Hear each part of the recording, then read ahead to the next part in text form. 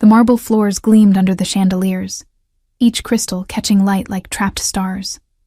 I moved through the grand ballroom with my cleaning cart, invisible as always, just another shadow in black uniform among the glittering guests. The air smelled of expensive perfume, aged whiskey, and something darker.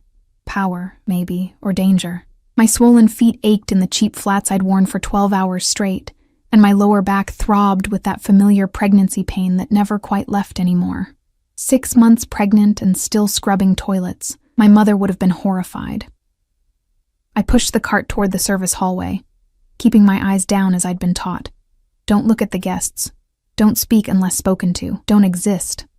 The hotel manager, Mr. Castellano, had made it abundantly clear that girls like me, poor, desperate, visibly pregnant, were lucky to have jobs at all. One mistake, and I'd be back on the street, trying to figure out how to afford prenatal vitamins on food stamps. The baby kicked against my ribs, and I pressed a hand to my belly, whispering, "I know, little one. I know you're tired too." I didn't hear him approach. That's what I'd remember later, in the countless sleepless nights that followed. How silently death moved. One moment I was alone in the corridor, and the next, the air changed. It grew heavier, charged, like the moment before lightning strikes. I smelled cologne first, something dark and expensive, cedar and smoke, and then I felt eyes on me, the kind of gaze that strips you bare, that sees through skin and bone straight into your soul. I looked up. He stood 15 feet away, backlit by the ballroom's golden glow, and my breath caught in my throat. Tall, devastatingly handsome in a way that felt dangerous, like staring at the sun. His suit was black and perfectly tailored, probably cost more than I'd make in a year. Dark hair, sharp jawline, and eyes, God, those eyes, cold and calculating as a predator assessing prey. 2 men flanked him, equally well-dressed, hands folded in front of them in that universal stance of professional security. This was someone important, someone powerful, someone I should absolutely not be looking at. I dropped my gaze immediately, heat flooding my cheeks. "Excuse me, sir. I'll get out of your way." I turned to push my cart back toward the service elevator, but his voice stopped me cold. "Wait." It wasn't loud, didn't need to be. The single word carried absolute authority, the kind that made kingdoms fall and grown men weep. I froze, my hands gripping the cart's handle so tightly my knuckles went white. Footsteps approached, expensive leather on marble, each click echoing in the empty corridor. He stopped close enough that I could feel his body heat, could smell that intoxicating cologne more clearly now. My heart hammered against my ribs like a trapped bird. "Look at me." I didn't want to. Every instinct screamed to keep my head down, to become even more invisible than I already was. But something in his voice, command mixed with curiosity, made disobedience impossible. Slowly, I lifted my eyes. Up close, he was even more striking. Sharp cheekbones, full lips set in a hard line, and those eyes, dark brown, almost black, studying me with an intensity that made my skin prickle. There was violence in that face, carefully controlled, an intelligence that missed nothing. A thin scar ran along his jawline, barely visible, the only imperfection in otherwise devastating beauty. "What's your name?" His voice was deep, accented. Italian, I thought, though smoothed by years in America. "Emma." My voice came out barely above a whisper. "Emma Torres, sir." His gaze dropped to my belly, lingered there for a moment that stretched into eternity, then returned to my face. Something flickered in those dark eyes. Interest? Recognition. It was gone before I could identify it. "How far along?" The question surprised me. Men like him didn't ask women like me personal questions. We weren't people to them, just furniture that occasionally needed replacing. 6 months, sir." "The father?" My jaw tightened. That was the question, wasn't it? The one that had led me here? Scrubbing floors in a luxury hotel while my ex-boyfriend, ex-fiancé technically, though the ring had been pawned months ago, lived it up somewhere with the money he'd stolen from his employer. Money I hadn't known about until the police showed up at our apartment, until Marco disappeared in the night, until I realized I was alone and pregnant and about to lose everything. "Gone," I said simply. No point elaborating. Men like this one didn't care about sob stories. Something dangerous flashed across his face.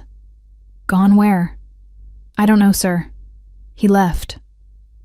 One of the security men stepped forward, whispered something in his ear. The man, my mysterious interrogator, nodded slightly, but his eyes never left my face. It was unnerving, being studied like this, like I was a puzzle he was determined to solve. What hotel are you working at? He asked. I blinked, confused by the question. This one, sir. The Palazzo. His lips curved into something that might have been a smile on a less dangerous face. On his, it looked like a wolf baring its teeth. I know. I own it. The floor dropped out from under me. Oh, God. Oh, no. The owner. I'd been caught talking to the owner, wasting his time, probably breaking a dozen rules I didn't even know existed. Mr. Castellano would fire me for sure. I'd be homeless before the week was out. I'm so sorry, sir. The words tumbled out in a panic.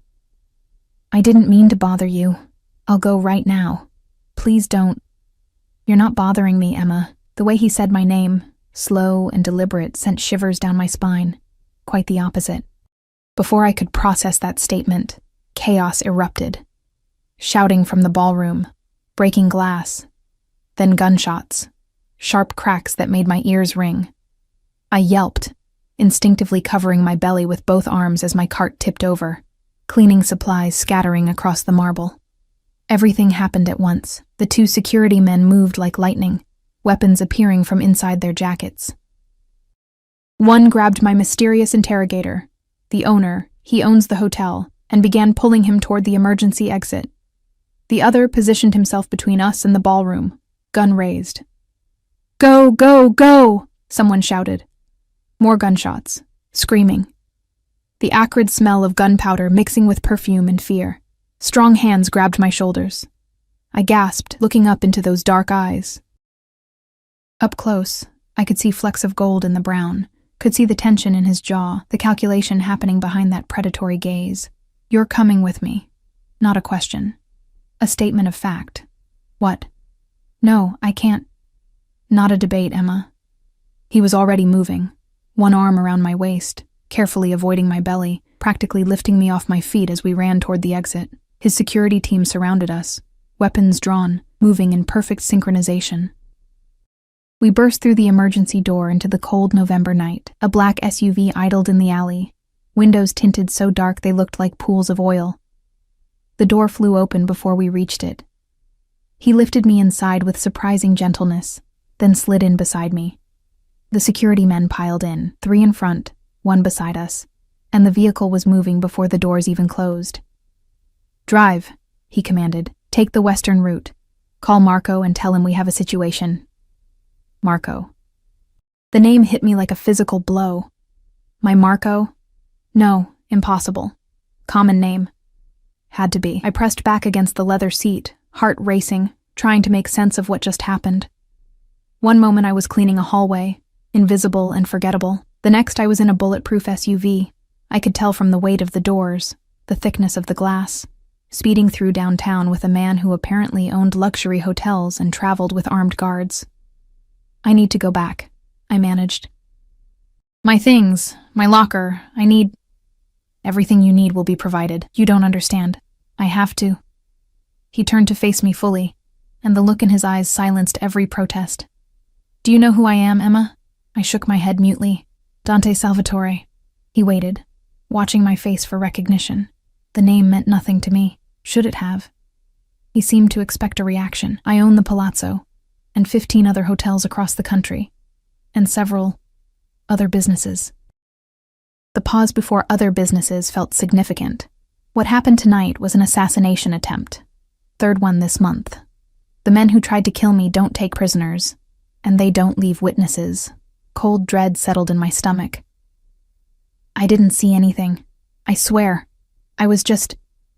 You were there. That's enough. His hand moved, and I flinched, but he was only reaching for his phone. You're a liability now, which means you have 2 options. Come with me where I can keep you safe, or go back to your life and hope they don't decide to use you to get to me. But I don't know anything. I'm nobody. You were standing next to me when the shooting started. Trust me, cara mia, that makes you somebody. The endearment. Italian, I was sure now, rolled off his tongue like honey over gravel. My hands trembled as I pressed them against my belly, feeling the baby move inside me. This couldn't be happening. This was insane. For how long? I whispered. How long what? How long do I have to stay with you? Dante Salvatore studied me in the darkness of the vehicle, streetlights sliding across his face in strips of gold and shadow. When he smiled this time, it was different. Still dangerous, still predatory, but something else lurked beneath, something that made my breath catch for entirely different reasons, until I decide you're no longer in danger. He paused, his gaze dropping to my belly again, lingering there with an expression I couldn't read. Or until you give me a reason to keep you longer. The SUV turned onto a highway, accelerating into the night, carrying me away from my old life and toward something I couldn't begin to understand. Behind us, sirens wailed, growing fainter with each passing second. I had made a terrible mistake, or maybe fate had made it for me. Either way, there was no going back now. The estate appeared like something from a fever dream. Wrought iron gates that opened silently at our approach, a driveway lined with ancient oak trees, and finally, a mansion that defied every expectation I'd ever had about wealth. 3 stories of pale stone and arched windows, illuminated by soft landscape lighting that made it glow like a palace from a fairy tale.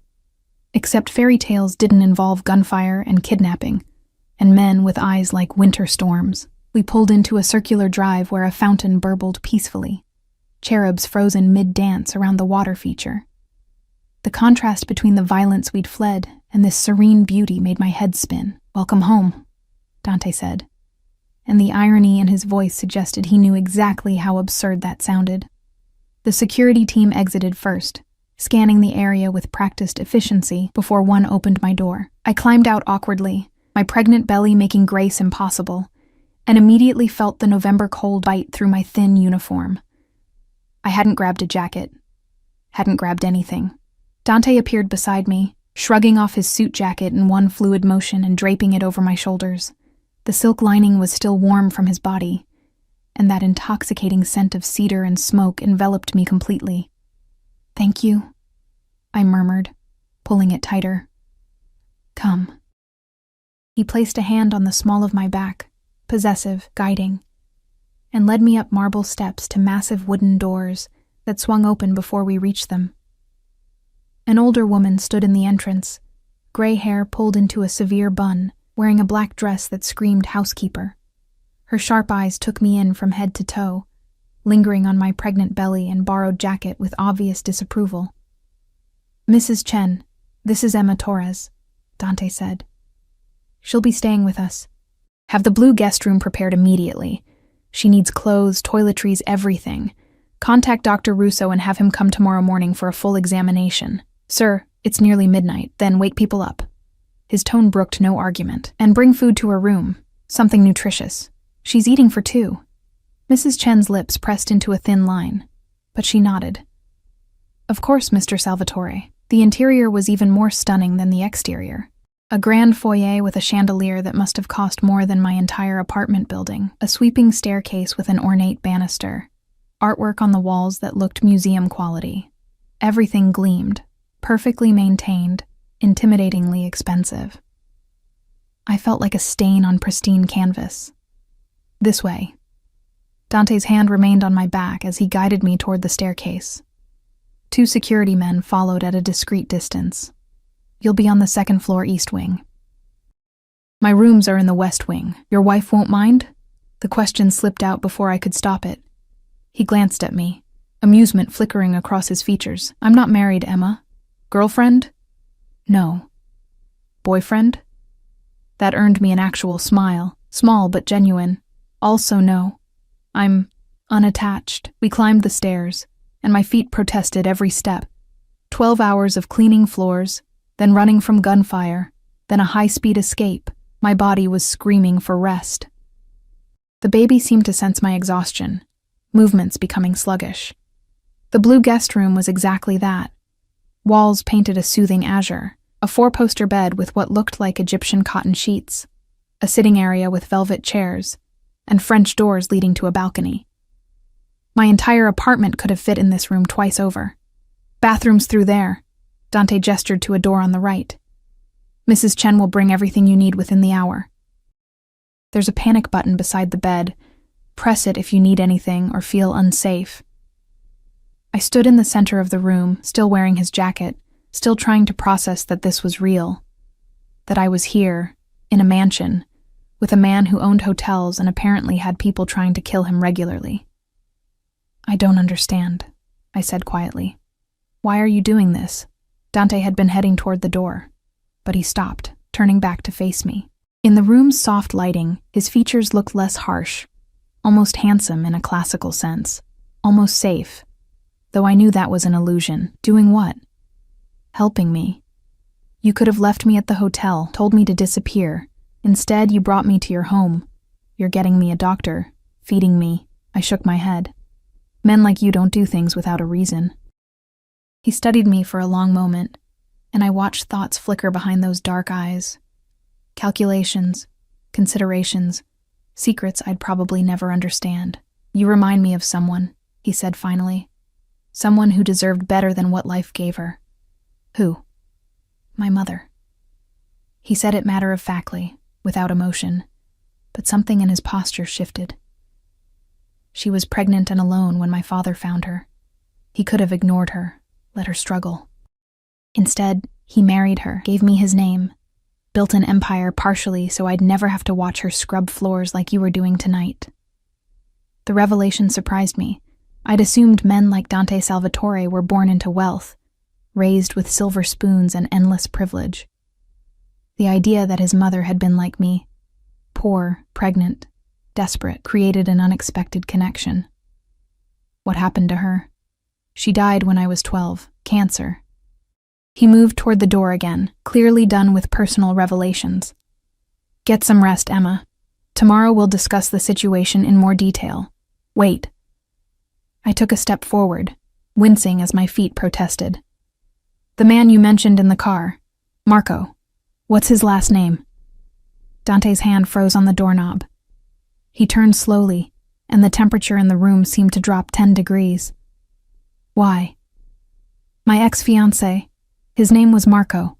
He worked for someone. I never knew who, just that it was import-export business. Then one day the police came asking questions about stolen money, and Marco disappeared. I wrapped my arms around my belly protectively. $300,000, they said, missing from his employer's accounts.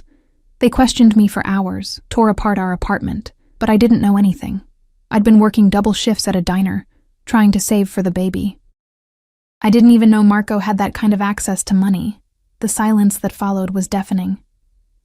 Dante stood utterly still, but I could see his jaw working, could practically feel rage emanating from him in waves. Marco Russo, he said quietly, dangerously. That was his name, wasn't it? My blood turned to ice. Yes. How did you... He worked for me.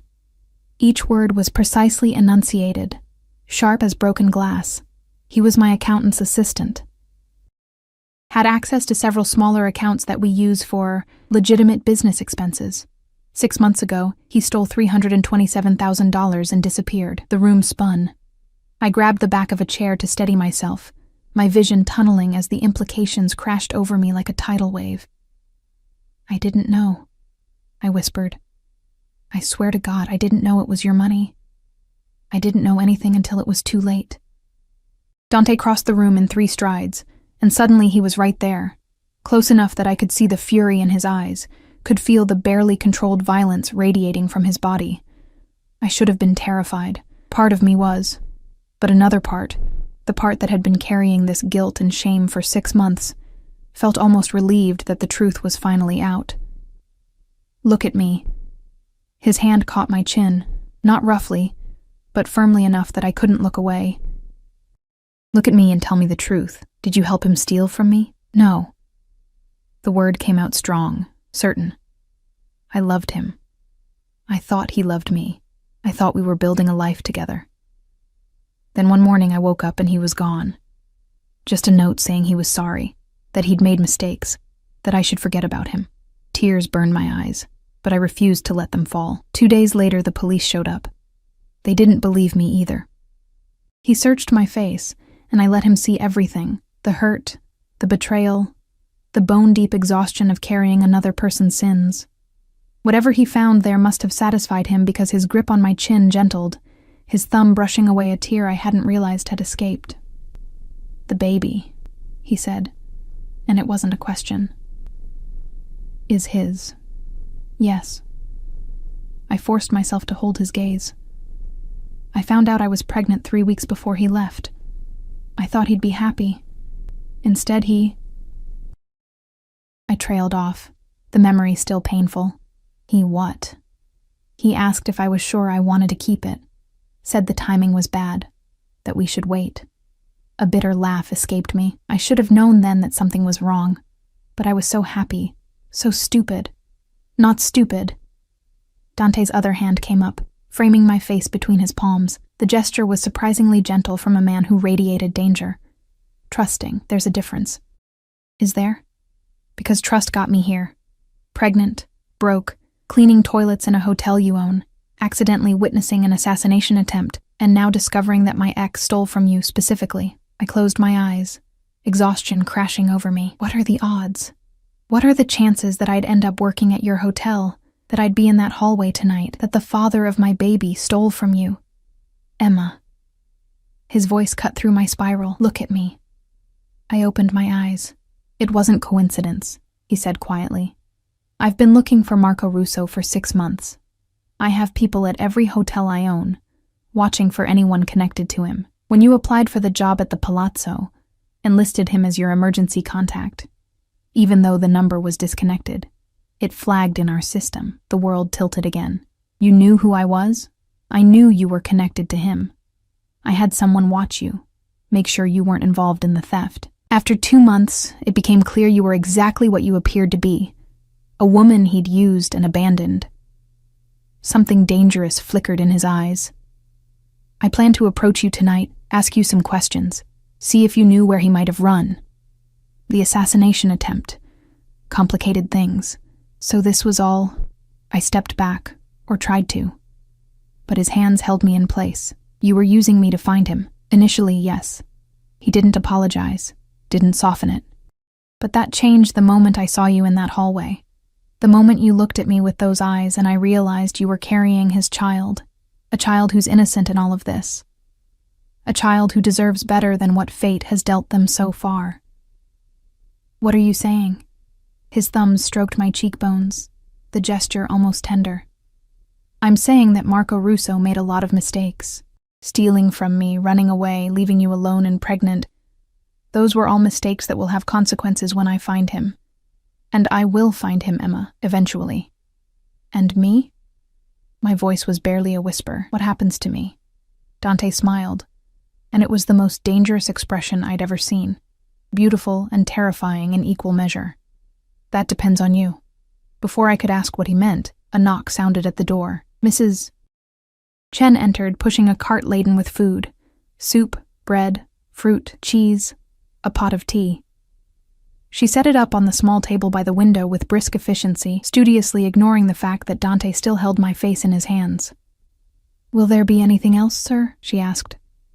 No, thank you, Mrs. Chen. Make sure we're not disturbed tonight.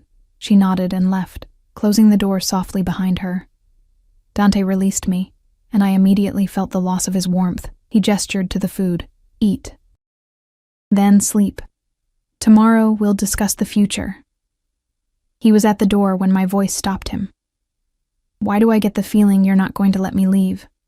He turned, backlit by the hallway's golden light, and the smile he gave me was equal parts promise and threat. Because you're a smart woman, Emma Torres, and smart women know when they've walked into a cage. His eyes glittered in the dim light. The question is, will it be a prison or a sanctuary? That choice is entirely up to you. The door closed with a soft click, and I heard the distinct sound of a lock engaging, not from the inside. I was a prisoner in paradise. I didn't sleep. How could I? Every time I closed my eyes, I saw gunfire and Dante's predatory smile. felt his hands on my face, heard the lock clicking into place. The food sat heavy in my stomach. I'd eaten everything, unable to stop myself after months of rationing meals, and the baby seemed to sense my anxiety, shifting restlessly against my ribs. Morning light crept through the French doors, painting the blue walls gold. I'd spent the night in the velvet chair by the window, watching the grounds slowly illuminate with dawn.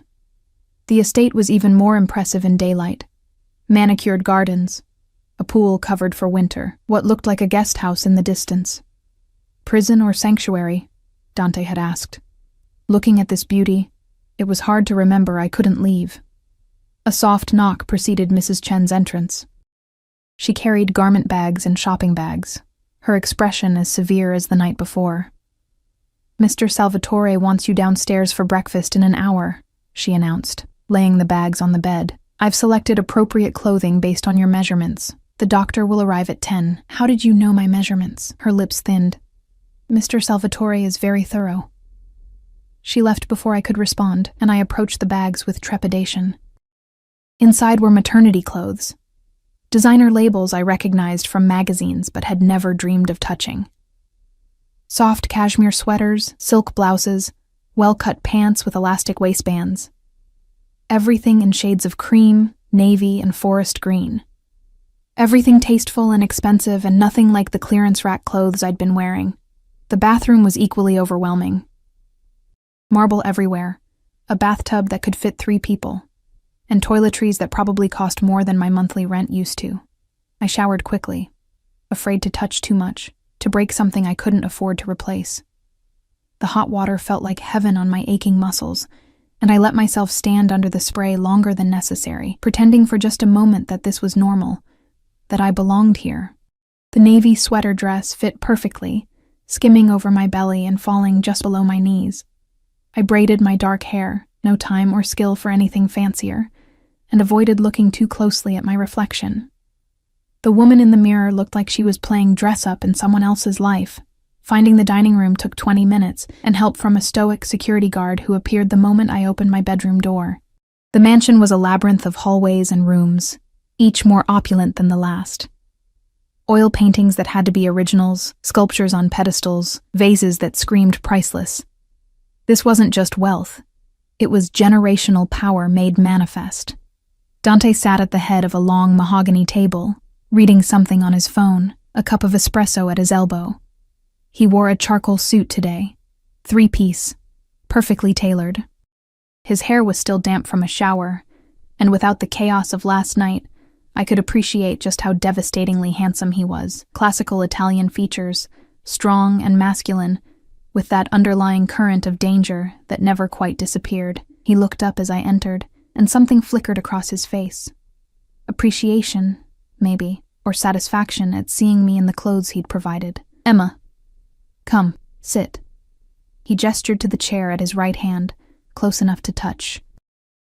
"Did you sleep well? You locked me in. I kept you safe." He set down his phone, giving me his full attention. "There's a difference." "Is there?" I sat carefully, aware of the security guard who'd followed me taking position by the door. "Because it felt a lot like being a prisoner. If you were a prisoner, Kara, you'd be in the basement, not a guest room with a panic button and 5-star accommodations." He poured coffee from a silver pot, added cream without asking how I took it, how did he know, and set it before me. "You're here for your protection. Until I neutralized the threat from last night, leaving would be dangerous. And how long will that take? As long as necessary."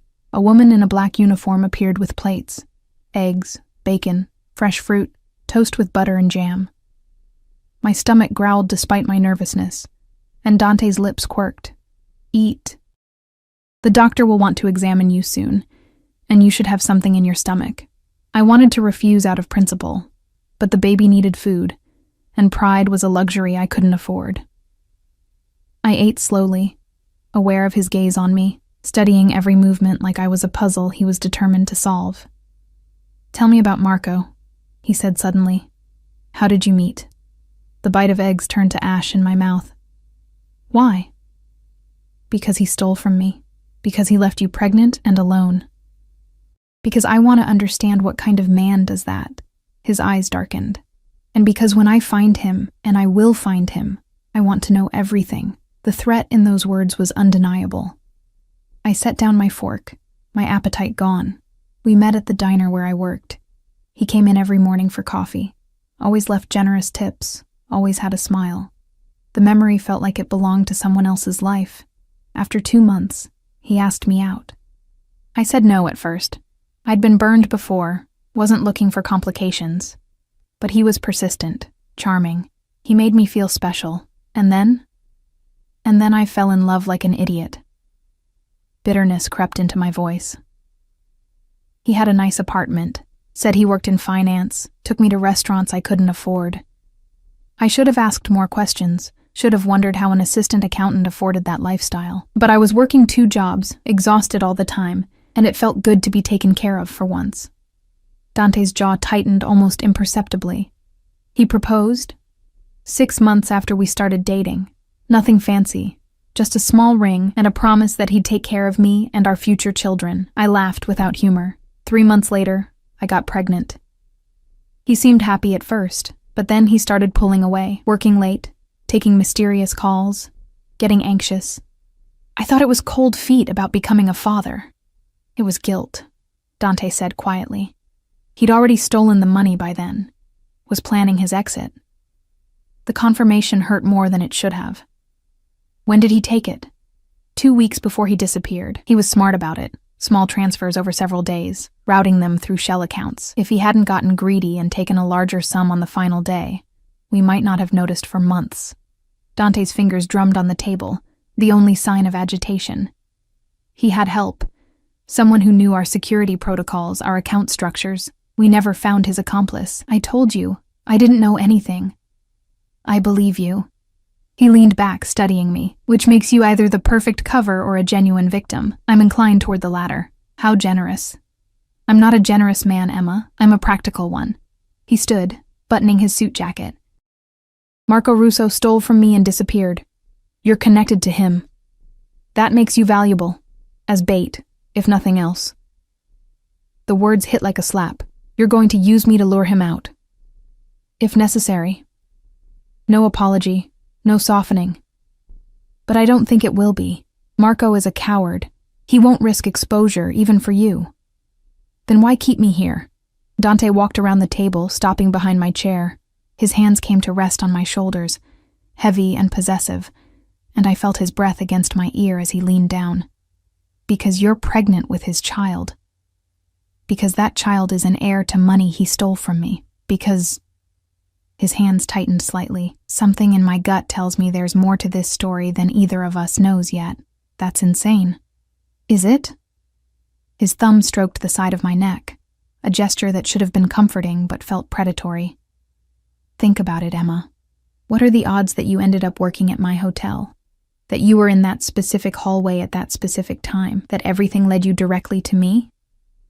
You said you were watching me, that your people flagged my application. I had someone observe you, yes, but I didn't arrange for you to be in that hallway last night. I didn't plan the assassination attempt, and yet here you are, sitting at my table, wearing clothes I bought, carrying the child of a man who wronged us both. He straightened, and I could breathe again. The universe has a sense of irony, it seems.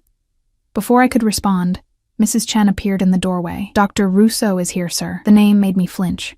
Dante caught it, his expression darkening. No relation, he said shortly. Antonio Russo is my personal physician, and one of the few people I trust completely. He'll make sure you and the baby are healthy. Dr. E. Russo turned out to be a kindly man in his 60s, with gentle hands and a warm smile. He examined me in a room that had been converted into a medical suite, because of course Dante had a full medical suite in his house, and pronounced both the baby and me healthy, if a bit underweight and anemic. She needs rest, proper nutrition, and minimal stress, he told Dante, who'd insisted on being present despite my protests. The baby is developing normally, but Ms. Torres has been pushing herself too hard. Another month of that schedule, and we could have been looking at serious complications. She'll have everything she needs here, Dante said with finality. I'm sitting right here, I interjected. Maybe ask what I need instead of deciding for me. Both men looked at me. Dr. Russo with mild surprise, Dante with something that might have been amusement. "My apologies, Emma," Dante said, though he didn't sound particularly sorry. "What do you need?" "To go home. To get my things. To have some say in what happens to me and my baby." I stood from the examination table, pulling my sweater down over my belly. "I appreciate the help last night, but I'm not a doll you can dress up and keep locked in a room." Dante dismissed Dr. Russo with a gesture, waiting until the door closed before responding. When he finally spoke, his voice was dangerously soft. "You don't have a home, Emma. You were 3 weeks behind on rent for a studio apartment in a neighborhood where people get mugged at gunpoint. Your landlord already rented it out to someone else. Your possessions, what few there were, are in a storage unit that you haven't paid for in 2 months." Each word was a hammer blow. "How do you—" "I know everything about you. Your mother died when you were 16. Your father drank himself to death 2 years later. You've been on your own since 18, working minimum wage jobs, barely surviving. No siblings, no close friends, no support system." He stepped closer, and I hated that I had to tilt my head back to meet his eyes. "You were drowning long before Marco abandoned you. At least have the honesty to admit it." Tears burned, but I refused to let them fall. "That doesn't give you the right to decide my life for me." "No," he agreed. "But it gives me the opportunity to offer you something better. A choice, Emma. Stay here. Let me protect you and provide for you until the baby is born. Let my doctors make sure you're both healthy. Let me find Marco and make him pay for what he did to both of us. And in return," his hand came up, cupping my face with surprising gentleness. "In return, you give me time. Time to figure out why fate brought you to me. Time to ensure that child," his other hand settled on my belly, palm warm through the cashmere, "is safe and cared for. Time to decide if maybe the universe knew what it was doing after all. That's not an answer. It's the only answer I have right now." His thumb brushed my cheekbone, and I hated how my body responded, leaning into his touch like a flower towards sunlight. "But I promise you this. I will keep you safe. I will make sure your child wants for nothing. And I will make Marco Russo regret ever laying hands on what's mine. I'm not yours." His smile was pure predator. "Not yet." The days blurred into weeks, and I fell into a routine that felt surreal in its domesticity. Breakfast with Dante, always at 8, always with him reading business reports while I ate enough food to feed a small army. Mornings spent in the library, a room with floor-to-ceiling books and leather chairs where I could lose myself in novels and pretend I was anywhere else. Afternoons with Dr. Russo, or the prenatal yoga instructor Dante had hired, or sometimes just walking the grounds under the watchful eyes of security. And evenings. Always evenings with Dante. He'd appear at 6 like clockwork, loosening his tie as he entered whatever room I'd claimed for the day, bringing with him the scent of cologne and the energy of someone who'd spent hours making decisions that affected people's lives. Sometimes he talked about his day, carefully edited versions that mentioned hotels and real estate, but never the darker business I suspected lurked beneath. Sometimes he just sat with me, reading while I knitted baby clothes from the supplies Mrs. Chen had provided with obvious reluctance.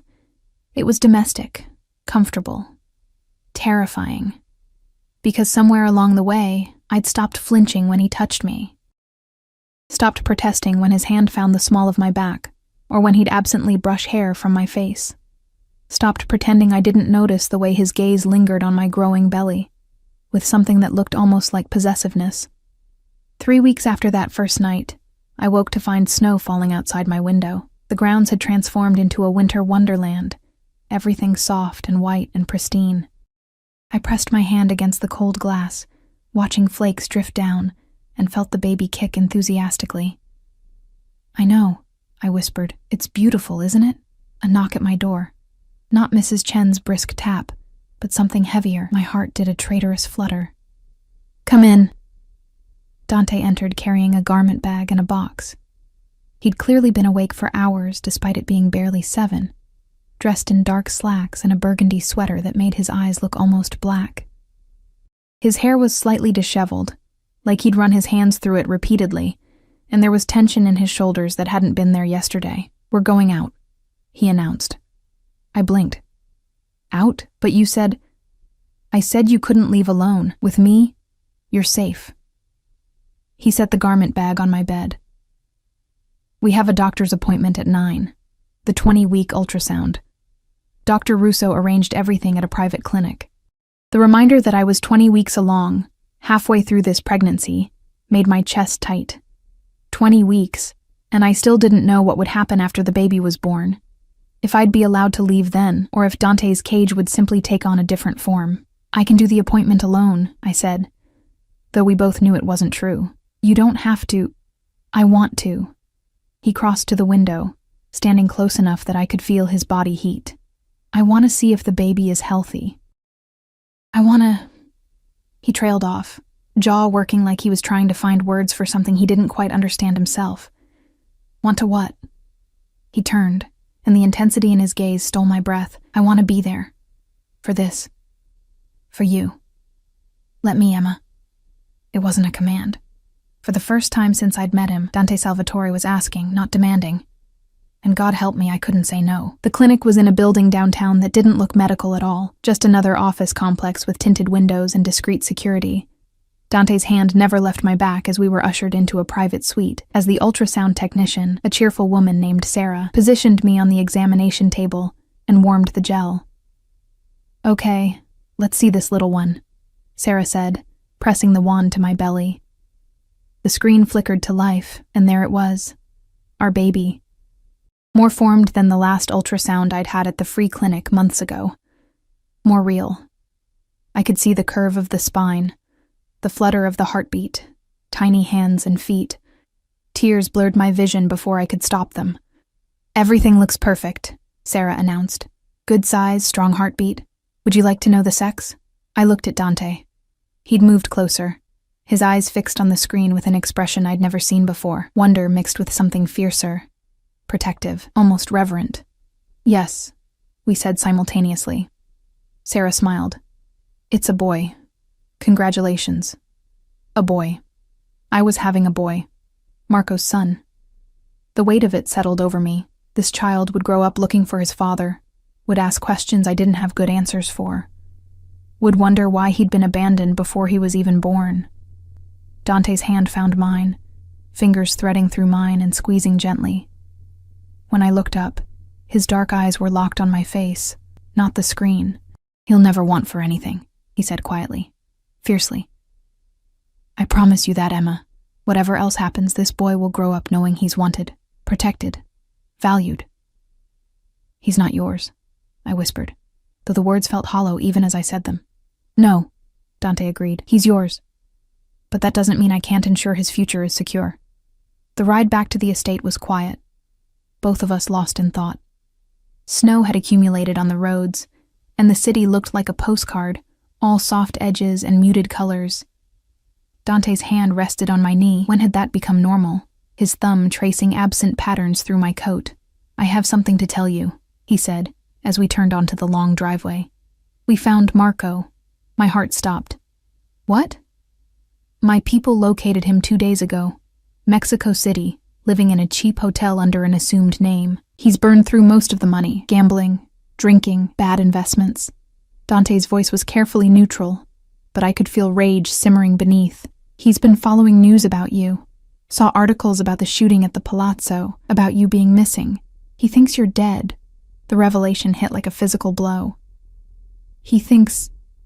And he didn't try to find out. Didn't contact police or... He's relieved, Emma. Dante's hand tightened on my knee. One less complication. One less person who could lead authorities to him. I'd thought the betrayal couldn't cut any deeper. I'd been wrong. What happens now? My voice sounded distant, disconnected. Now I decide what to do with him. I could have him killed. Would take a single phone call. Could have him arrested, though the charges might not stick given how he moved the money. Could have him brought here, make him face what he's done. He paused as the SUV stopped in front of the mansion. Or I could let you decide. I turned to stare at him. Me? He's the father of your child. Whatever I feel about what he did to me, what he did to you is worse, so the choice is yours, Cara. What do you want me to do with Marco Russo? The question hung in the air between us, heavy with implications.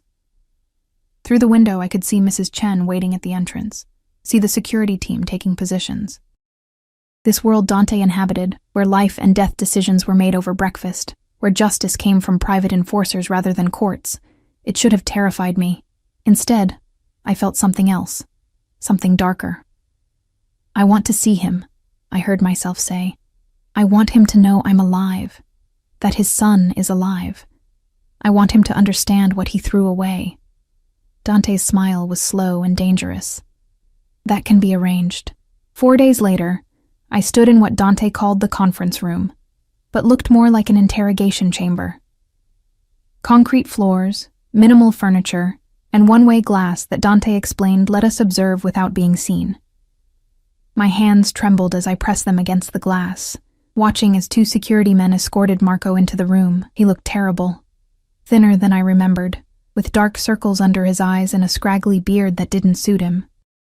His clothes were rumpled, his hands zip-tied in front of him. When they pushed him into a chair, he slumped forward, defeat written in every line of his body. "He doesn't know you're here," Dante said from behind me. "We told him he was being questioned about the theft. He has no idea you survived, that you're safe, that you're pregnant," I finished. "He has no idea I'm still pregnant with his child." Dante's hands settled on my shoulders, warm and grounding. "Say the word and I'll bring you in there. Let you face him. Or we can leave now, forget this, and I'll handle him my way." I watched Marco through the glass. This man I'd loved. This man who'd promised me forever and delivered abandonment. Part of me wanted to run, to preserve the memory of who I'd thought he was. But a larger part, the part that had been growing stronger during my weeks in Dante's home, wanted answers. "Bring me in." The door opened with a heavy click, and Marco's head snapped up as I entered. His eyes went wide, mouth falling open in shock as he took in my appearance, the expensive maternity dress, the healthy glow Dr. Russo said came from proper nutrition, the obvious bump of my belly. "Emma!" His voice cracked. You're alive. They said you were missing, that there was a shooting. There was." I moved closer, letting him see everything, the life growing inside me, the evidence of how well I'd been cared for. "I survived. No thanks to you."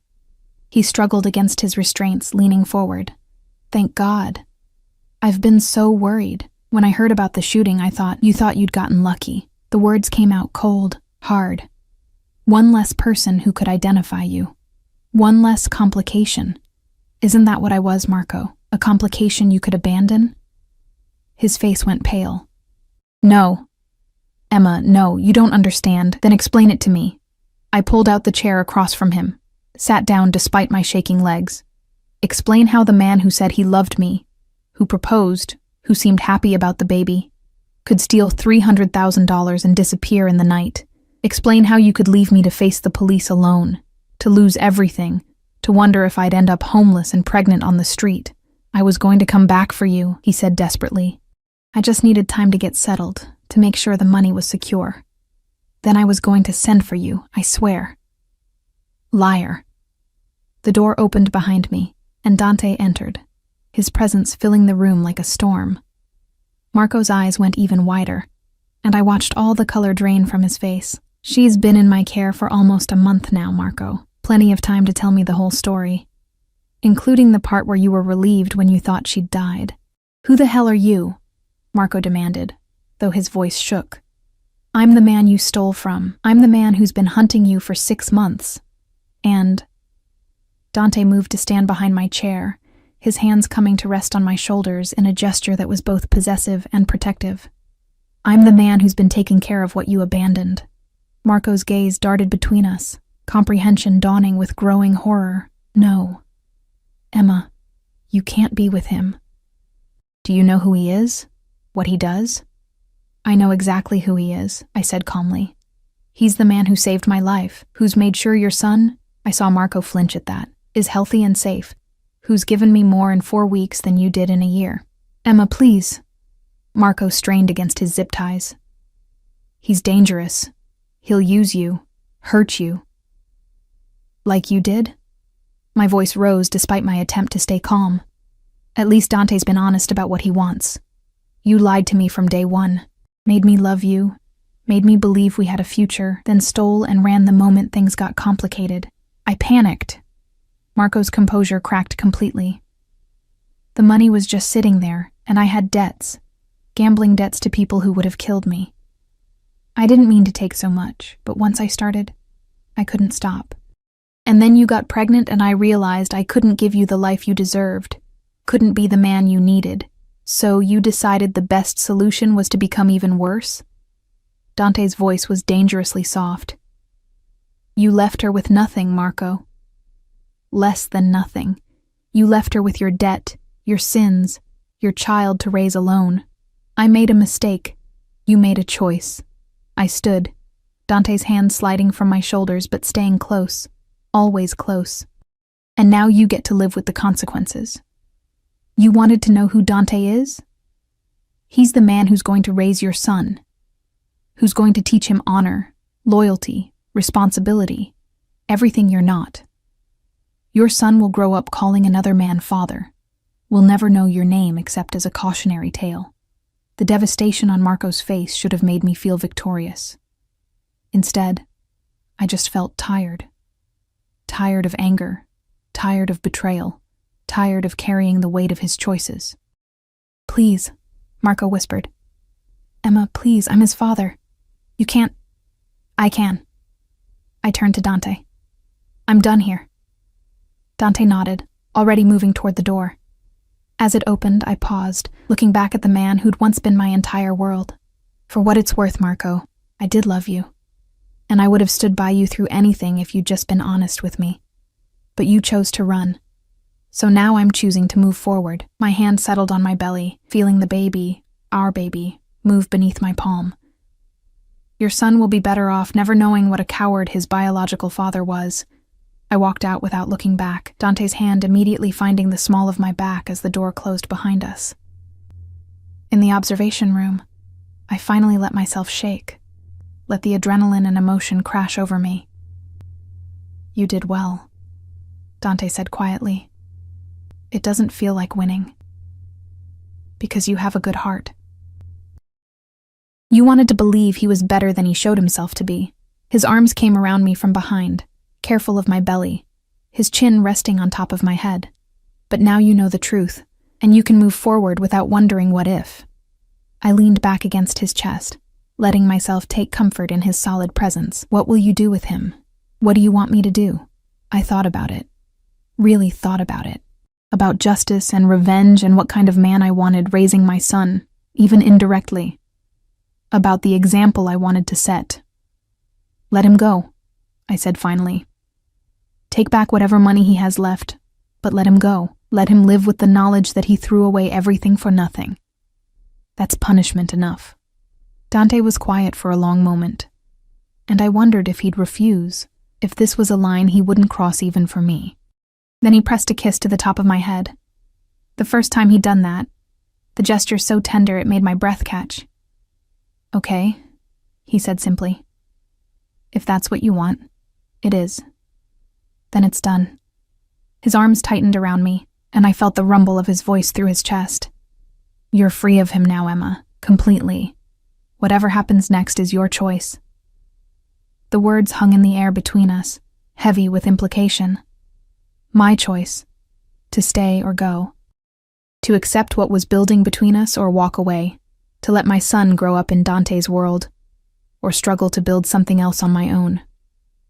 I turned in his arms, looking up into those dark eyes that had once seemed so cold and now held warmth that terrified me with its intensity. What do you want from me? I whispered. Really? His hand came up to cup my face, and I saw something in his expression I'd never seen before. Vulnerability. I want you to stay. Not because you're trapped, not because you need protection, but because you want to be here. With me. His thumb brushed my lower lip. I want to raise this boy as my own. Want to teach him to be strong and honorable. Want to give him the father Marco never could be. And I want... He paused, jaw working. I want you, Emma. All of you. Not just until the baby comes.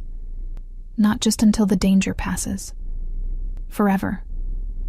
My heart pounded so hard I was sure he could hear it. Dante, I know we've only known each other a month. I know you have every reason not to trust me. His other hand settled on my belly, palm warm through my dress. But I also know that from the moment I saw you in that hallway, something changed. Like fate decided we belonged together and was willing to burn the world down to make it happen. Tell me you don't feel it too. I couldn't. Because I did feel it. This magnetic pull between us. This sense of inevitable collision. It terrified me and thrilled me in equal measure. I'm scared, I admitted. Good, so am I. He smiled, and it transformed his face from dangerously handsome to devastating. But maybe we can be scared together. Before I could overthink it, before doubt could creep back in. I rose on my toes and pressed my lips to his. The kiss was soft at first, tentative, but then his arms wrapped around me, and it deepened into something that stole my breath and made my knees weak. He kissed me like I was precious, like I was his, like he'd been waiting his whole life for this moment. When we finally broke apart, both breathing hard, his forehead rested against mine. "Marry me," he said. I laughed, slightly hysterical. "You're insane." "Probably." His smile widened. "Marry me anyway. Give your son my name. Let me protect you both, provide for you both. Let me be the family you lost and the future you deserve." Dante, you don't have to answer now. Think about it. Take all the time you need. He kissed my forehead, my cheeks, the tip of my nose. But know that I'm not going anywhere, Emma Torres. Whether you marry me tomorrow or in a year, I'm already yours. Have been since the moment you looked at me with those eyes and didn't flinch. I should have said no. Should have asked for time to process, to think, to be rational. But standing there in his arms, feeling safe for the first time in years, I couldn't imagine any future that didn't include this dangerous, complicated, surprisingly tender man. "Ask me again tomorrow," I whispered. His smile was brilliant. "I'll ask you every day until you say yes." He did ask me every day, sometimes over breakfast, casual as commenting on the weather. Sometimes in the library, kneeling beside my chair with theatrical flair that made me laugh despite myself. Once in the garden during a snowball fight I'd initiated and he dominated with ruthless efficiency, both of us breathless and grinning like children. "Marry me, Emma." And every day I'd smile and say, "Ask me tomorrow." It became our game, our ritual. But beneath the playfulness, something deeper was growing. Dante integrated me into his life with an inevitability that felt both terrifying and natural. He taught me about his legitimate businesses, the hotels, the real estate holdings, the investments. He never hid the darker aspects of his world, but he kept me carefully separate from them, a line I both appreciated and questioned. "I don't want you tainted by that part of my life," he explained one evening as we sat in his study, him working through contracts while I knitted a tiny blue sweater. "You and the baby, you're clean, pure. Everything I touch turns complicated. But with you, it's simple, good." "Nothing about this is simple," I countered, but my tone was gentle. He looked up from his papers, eyes soft in the lamplight. "No, but it's good, isn't it?" I couldn't deny that. Despite everything, the circumstances that brought us together, the speed at which we'd fallen into this domestic pattern, the constant awareness that I was living in a world I didn't fully understand, it was good. Better than good. For the first time since my mother died, I felt like I belonged somewhere, with someone. Christmas came and went in a blur of excess that made my head spin. Dante filled an entire room with presents. Maternity clothes, baby supplies, books, jewelry I was afraid to wear. He hired a chef for Christmas dinner, just the two of us at that long mahogany table, and held my hand while we ate. Afterward, we sat by the fireplace in the living room, my feet in his lap while he rubbed my swollen ankles, and we watched snow fall outside the windows. "My mother loved Christmas," he said quietly. "Even when we had nothing, she'd make it magical. paper snowflakes on the windows, cookies we could barely afford to make, stories about her childhood in Italy. "Tell me about her," I urged, threading my fingers through his. He did, painting a picture of a woman who'd survived poverty and abuse, who'd found strength in love, who'd raised her son to be ruthless when necessary but never cruel. She taught me that power without purpose is just violence, that the people who depend on you deserve protection, loyalty, care, that family, chosen or blood, is everything. She sounds wonderful. She was. His thumb stroked over my knuckles. She would have loved you. Would have loved this. He gestured between us. You being here, giving me a chance at the family I thought I'd never have. The longing in his voice made my chest ache. Dante, I know. Ask you tomorrow. He smiled, but it was bittersweet. I'm a patient man, Emma. I can wait. New Year's Eve, I went into false labor. The panic in Dante's eyes as he carried me to the SUV, barking orders at his security team, would have been funny if I hadn't been terrified myself. At the hospital, the same private clinic where we'd had the ultrasound, Dr. Russo examined me and declared it Braxton Hicks contractions. Practice for the real thing. But everything's okay? Dante demanded, his hand crushing mine. The baby's okay? Emma's okay? Everyone's fine, Dr. Russo assured him. Emma just needs rest and to stay hydrated. The baby could come any time in the next 6 to 8 weeks.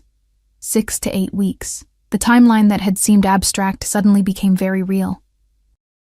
Soon I'd have a son. Soon I'd have to make actual decisions about the future, instead of living in this suspended state where tomorrow always felt far away. That night, Dante carried me up to my room. When had I started thinking of it as my room instead of the guest room, and helped me change into pajamas with a tenderness that made my throat tight? He settled me under the covers, then surprised me by climbing in beside me, still fully dressed, pulling me carefully against his chest. I thought I was losing you both, he admitted into the darkness. For 20 minutes in that car, I thought... His arms tightened. I can't lose you, Emma, either of you. I know I have no right to feel that way. I know this baby isn't mine biologically. I know you never promised me anything, but the thought of a world without you in it... Shh. I pressed my hand over his heart, feeling it race beneath my palm. I'm here. We're here. We're not going anywhere. Promise me. Dante. Promise me, Emma. Promise you'll stay. Not just until the baby comes. Not just until you feel safe enough to leave. Promise me forever. I should have hedged. Should have maintained some emotional distance. Instead, I found myself turning in his arms, looking up into eyes that held so much desperate hope it stole my breath. I promise, I whispered. I'm not leaving you. The kiss he gave me was different from the others we'd shared, deeper, more possessive, edged with relief and need, his hands tangled in my hair, gentle despite the intensity. And when we finally broke apart, I saw tears in his eyes. Marry me, he said again. This time I didn't deflect. Yes. He froze. What? Yes. I'll marry you. Today, tomorrow, whenever you want. Yes. The joy that transformed his face was beautiful to witness. He kissed me again, laughing against my lips, and I felt his tears mix with my own. You mean it? I mean it. I cupped his face in my hands. I love you, Dante Salvatore. I don't know when it happened. Don't know if it was the first time you called me cara mia, or the 1,000th time you asked me to marry you. But I love you, and I want to build a life with you, and I want our son. The word felt right, felt true. To call you father. Our son. He repeated reverently. God, Emma, I'm going to spend the rest of my life making sure you never regret this. I won't, I said, and meant it. We were married 3 days later in the mansion's library, with just Dr. Russo and Mrs. Chen as witnesses. I wore a cream silk dress that accommodated my belly, and Dante had somehow procured roses in January, cream and blush pink, my favorites, though I'd never told him. He'd just known. The ceremony was brief, conducted by a judge who owed Dante a favor and asked no questions about the rushed timeline. When Dante slipped the ring on my finger, a stunning emerald-cut diamond that probably cost more than I'd make in a lifetime, His hands shook slightly. "With this ring, I thee wed," he said, his voice rough with emotion. "I promise to protect you, provide for you, cherish you, and raise your son as my own. I promise to be the man you deserve, even when I fall short. I promise to love you until my last breath and beyond." I repeated my vows through tears, my hand trembling in his. "I promise to stand beside you, to trust you even when it's hard, to build a home with you. I promise to let you love us, me, and our son, and to love you back with everything I have. I promise to be your family, now and always. I now pronounce you husband and wife," the judge declared. "You may kiss your bride." Dante kissed me like he was sealing a sacred vow, like I was the most precious thing in his world. And in that moment, surrounded by books and witnessed by the few people in his life he truly trusted, I felt more married than any elaborate ceremony could have made me feel. Mrs. Chen surprised us both by crying, dabbing at her eyes with a handkerchief. "About time," she muttered. "The way you two have been dancing around each other, it's been exhausting to watch." That evening, we celebrated with a small dinner, just the two of us, in the formal dining room that had been decorated with candles and flowers. Dante had arranged for a string quartet to play softly in the corner, and he kept finding excuses to touch me. His hand on mine, fingers brushing my cheek, his knee pressed against mine under the table. "I have something for you," he said as dessert was cleared away. He produced a leather folder, set it before me. "Your wedding present." Inside were legal documents, custody papers, adoption forms, all prepared and waiting for my signature.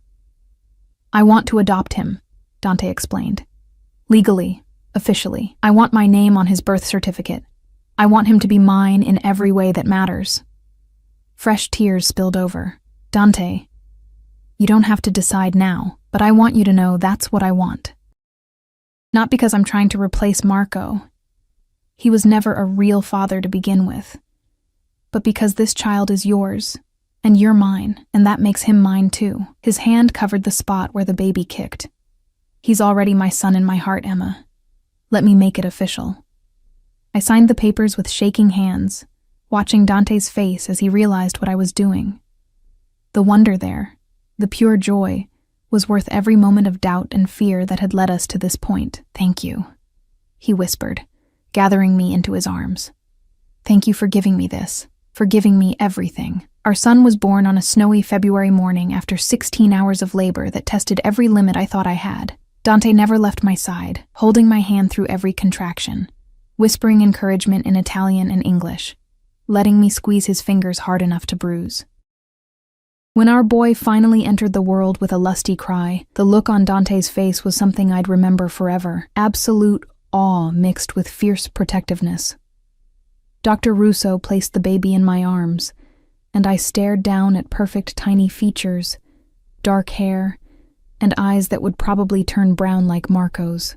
But when Dante leaned over us both, his finger tracing our son's cheek with infinite gentleness, I didn't think about Marco at all. "He's perfect," Dante breathed. "Emma, he's absolutely perfect. Do you want to hold him?" The fear that flashed across Dante's face was almost comical. This man who faced down assassins and ran an empire, terrified of holding a 7-pound infant. But he gathered our son into his arms with surprising competence, cradling him like he was made of spun glass. "Hey there, Piccolo," he murmured. "I'm your papa. I know I'm not perfect. I know I've done things I'm not proud of. But I promise you this. I will love you and protect you with everything I am. You will never doubt that you're wanted, that you're cherished, that you're mine." He looked up at me, eyes bright with unshed tears. "What should we name him?" We discussed names, narrowed it down to 3 favorites. But looking at my husband holding our son, I knew there was only one choice. "Matteo," I said, "after your mother's father." "Matteo Salvatore." Dante's breath caught. "You mean it?" "I mean it." I reached out, squeezed his free hand. "He's a Salvatore. He deserves a name that reflects that legacy." "Matteo Antonio Salvatore," Dante said, testing it out. He looked down at the baby, who'd quieted in his arms, tiny fist wrapped around Dante's finger. "Welcome to the family, Matteo. Welcome home." The weeks that followed were a blur of sleepless nights and steep learning curves. Dante threw himself into fatherhood with the same intensity he brought to everything else, hiring a night nurse so I could rest, reading every parenting book he could find, consulting with Dr. Russo about every tiny concern. He changed diapers with military precision, walked the floors at 3 a.m. singing Italian lullabies, and looked at our son like he'd hung the moon. "I never thought I'd have this," he admitted one night as we sat in the nursery watching Matteo sleep in his crib. The room was painted soft blue, filled with toys and books and every luxury a child could need. A family. Someone to carry on my name who I could actually be proud of.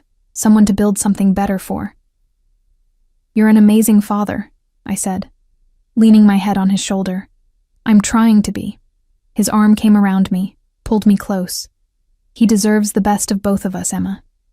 Your kindness, your strength, my resources, my protection. Together we can give him everything." "We already are." Matteo stirred in his sleep, making tiny noises that melted my heart every time. In the soft glow of the nightlight, I could see Marco in some of his features, the shape of his nose, the curve of his chin, but I also saw me in his expressions. And somehow, inexplicably, I saw Dante in the fierce way he demanded attention, in the grip of his tiny fists. Biology didn't matter. This was our son, our family. 3 months after Matteo's birth, Dante came home early from work with an envelope in his hand and excitement in his eyes. "It's official," he announced, kissing me soundly before scooping Matteo out of his bouncer. "The adoption went through. He's legally mine.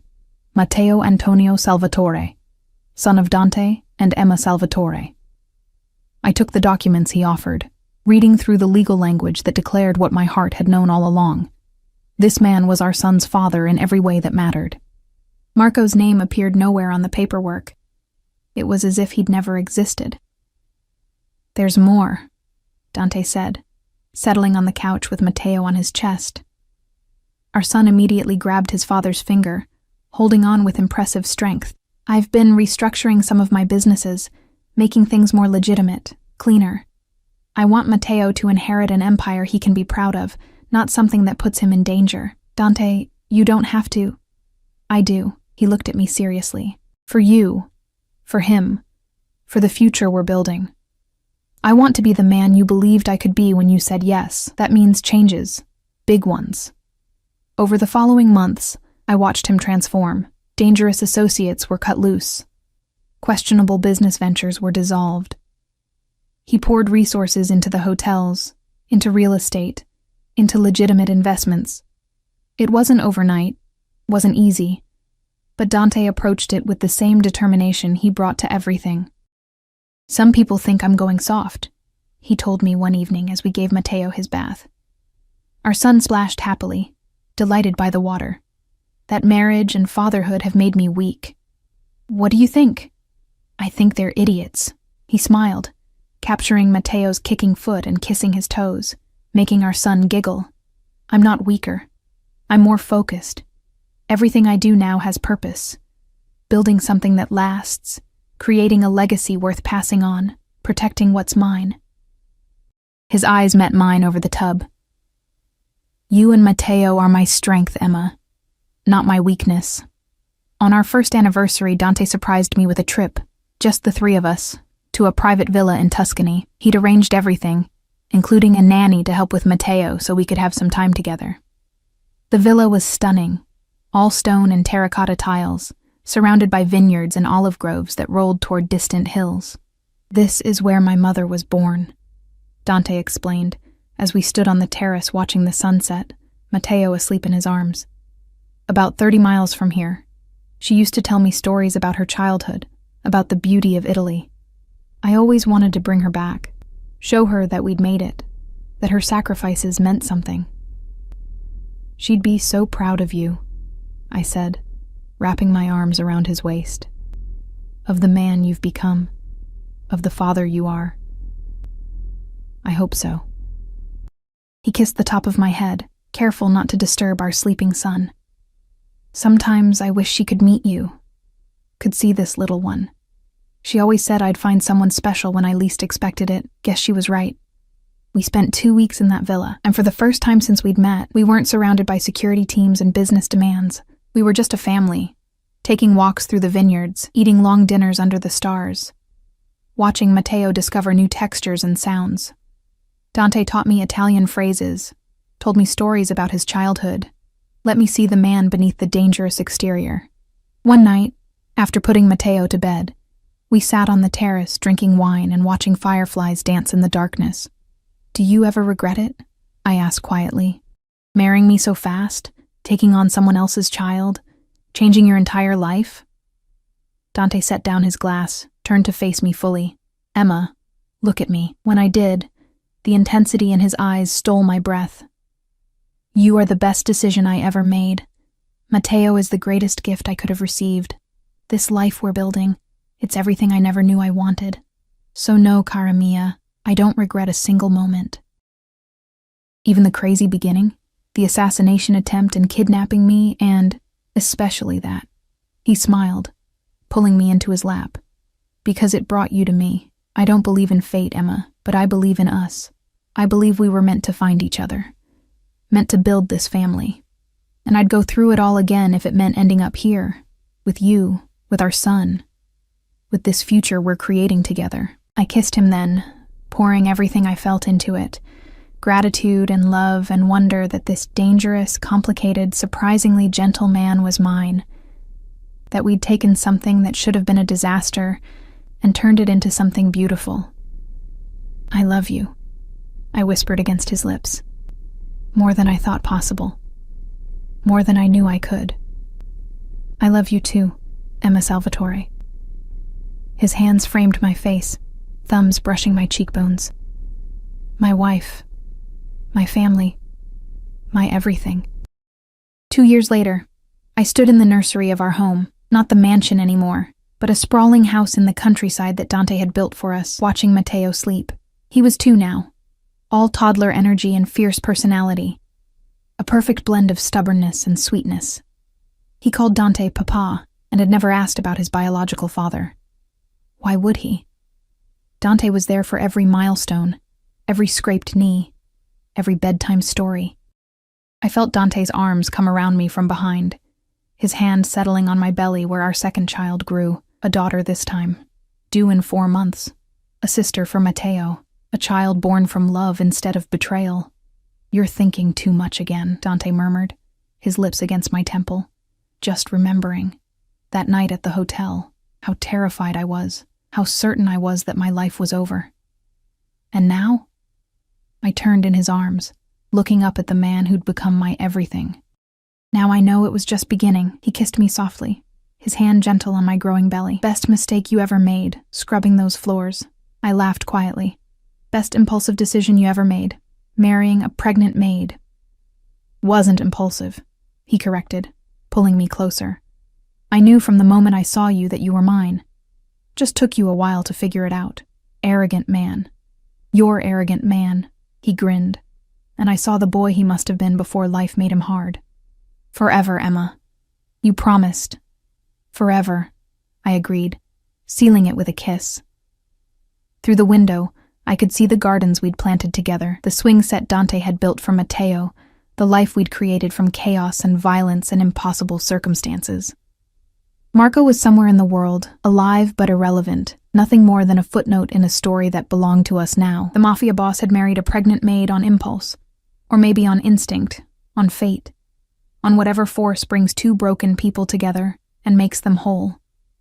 And while the baby growing inside me was his by blood, Matteo was his by choice, by love, by every definition that mattered. Our family wasn't traditional, our beginning wasn't a fairy tale. But standing there in the peace we'd built, surrounded by love we'd fought for, I couldn't imagine any other story. This was ours, messy and beautiful and absolutely perfect, and I wouldn't change a single moment.